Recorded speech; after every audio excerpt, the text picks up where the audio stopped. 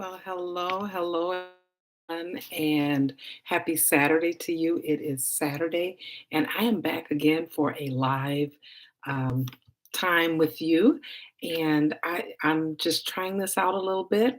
Wanted to say hello and hope you're doing well. I just came back from an event had an event today and it was wonderful.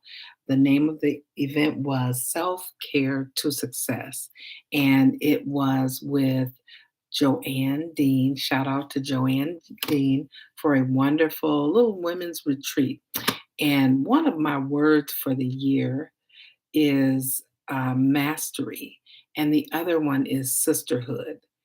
And the reason I chose sisterhood is because I believe in this season that we need one another, especially after the pandemic, especially after going through a time of isolation. I think it is good to connect with one another, to fellowship. And I tell you, I had a wonderful time at this event. I ended up not singing, I ended up speaking at the event and it was just wonderful. One of the ladies talked about faith over fear, having that faith to believe, stepping out on the things that you know that God is calling you to do. So it was just a wonderful time.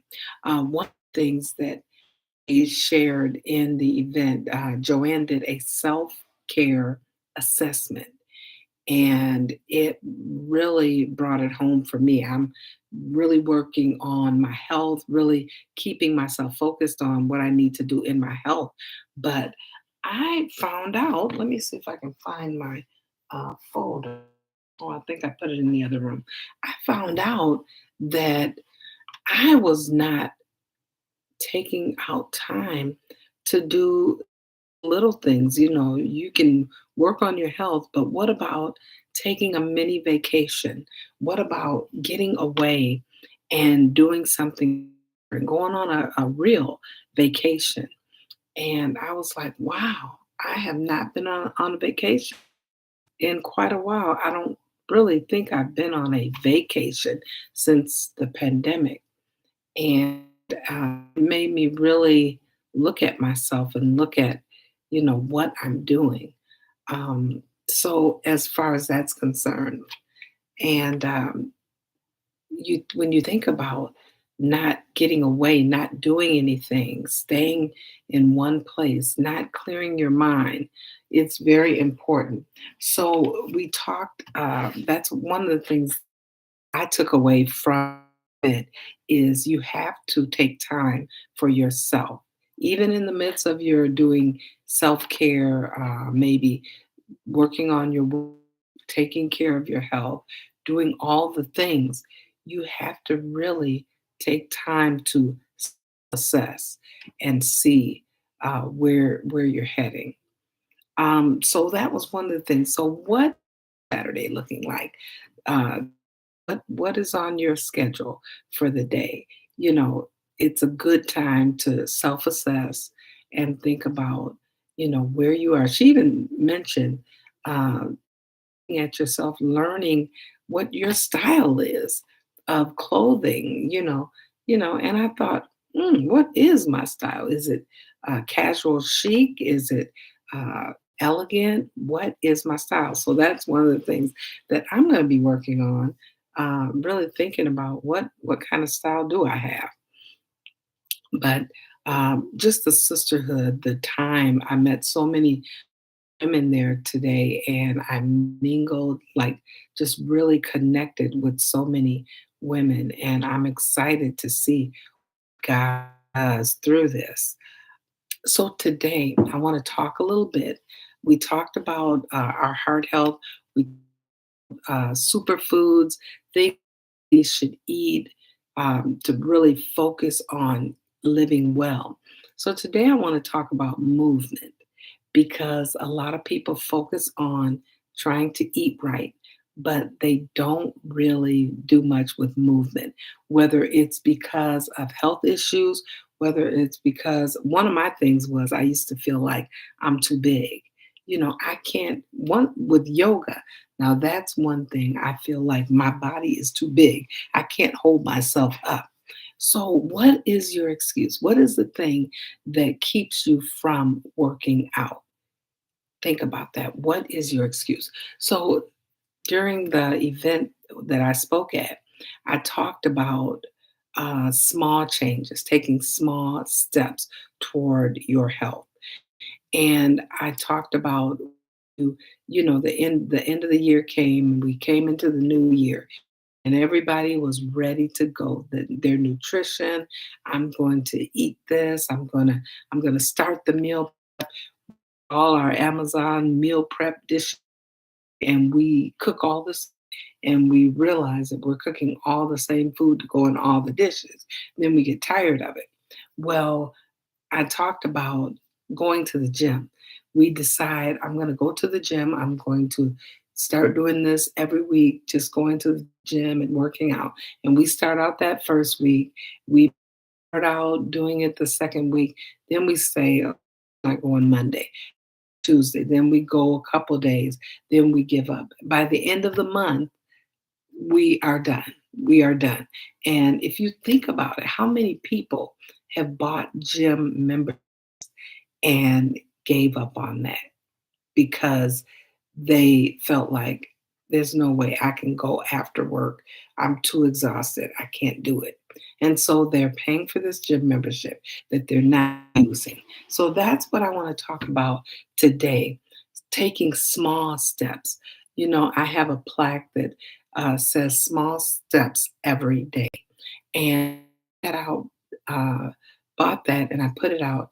And my granddaughter reads that every time she comes over. She's here today. And she reads that, Grammy, small steps every day. And I believe that God is letting her tell me that to remind me that it's not, you don't have to bite off a whole lot at once, just small steps every day towards your health. And, so when you get that gym membership and you don't use it, instead of doing something like that, how about if you just get up 15 minutes earlier and say, I'm going to for 15 minutes, just small steps, being consistent in doing whatever it is that you decide to do, whatever you love to do, even if it's just stretching. I remember when I first started stretching, my husband he stretches morning and night. And I was thinking, I can't stretch. I just can't stretch. I'm limited, you know, in my ability. And it was so painful. And I started doing just a little bit at a time. He said, just do what you can. And I started doing what I can. And I found out that I really can stretch, that the more I did it, the better I got, the more flexible my body became. So it's about doing something every day, just a little bit, whether it's in the morning. I started doing stretches in the morning and stretches at night. It helps you even sleep better when you do that, when you're more flexible. So instead of going and getting this gym membership, how about if you just start getting up 15 minutes earlier, doing a little out. And I was looking up a few things when it came down to workouts, things that you can do, especially as we get older. It's important that we do strength training because strength training helps our joints, it helps our knees. Sometimes we feel like, my older granddaughter used to say, Mom, is it that every time you the couch, you make noises. You say, ugh. You get up and you're, ugh. Why is that as you get older? Well, it's more difficult to get up as you get older. It takes more energy. You're like, oh. So once you start strength training, it really helps the muscles.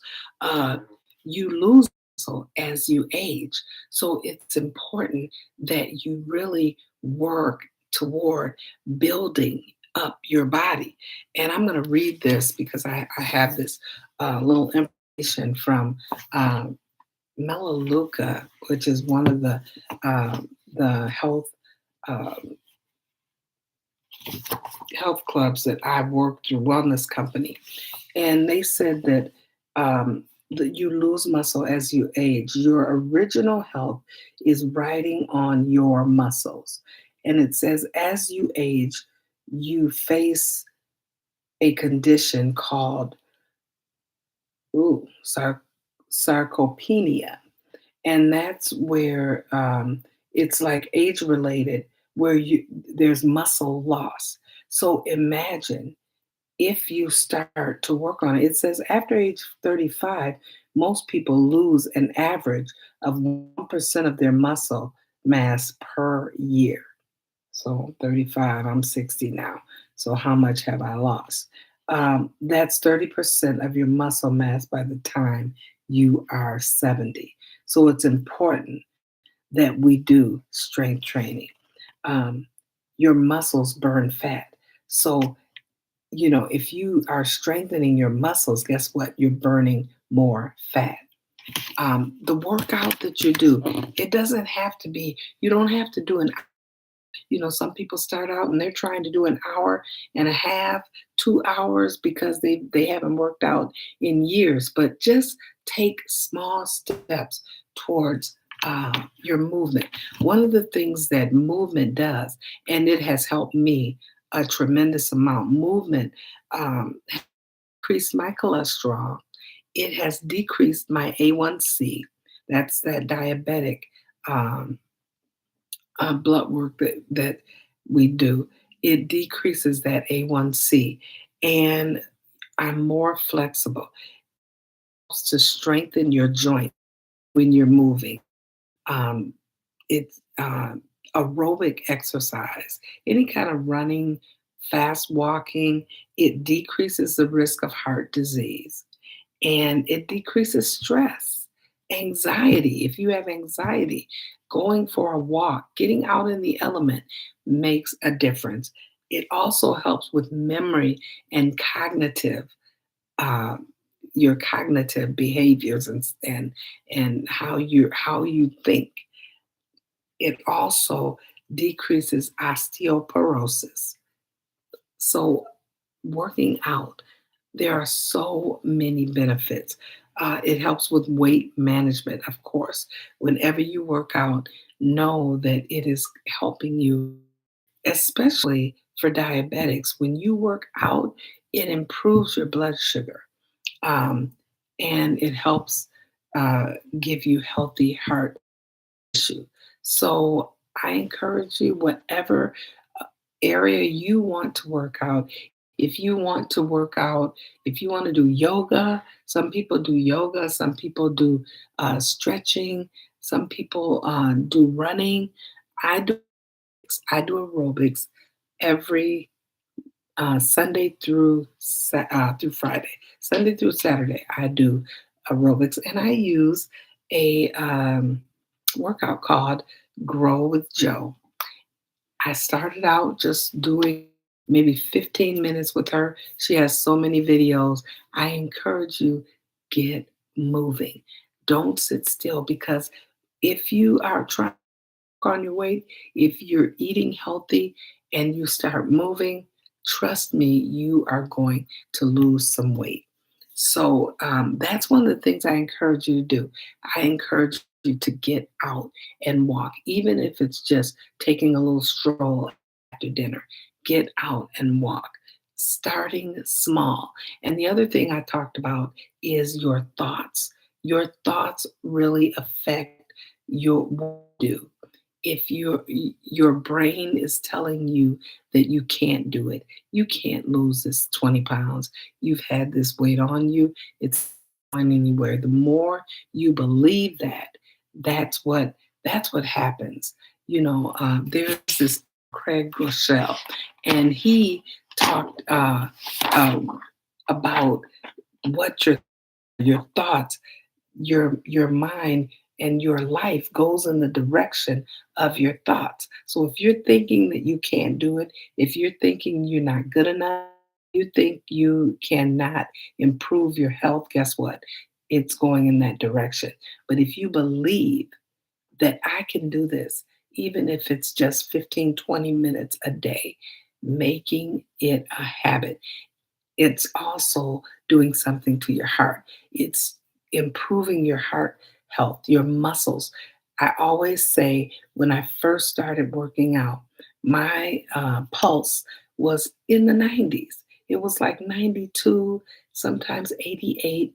And my husband, because he's a runner, his was always in the 60s. And I used to ask him, "What's your heart rate?" And we both have Fitbits. I have the Apple Watch. So he would say it's 60 or it's 62. And I'm like, mine is 92. So I started working out easy. It's less tension on your heart, and you can move a little bit better and you feel better. You can even tell the difference when you're working out. So get moving today. Make a decision. Find something fun that you love to do. If it's jump rope, if it's yoga, if it's aerobic exercise, whatever it is, find something and start today. You can do it. I'm a believer that if I can do it, if I can start and be consistent, if you start and be consistent, you will see the effects that it has on your total health. All right. So have an amazing rest of your day. And I will end real soon. Take care.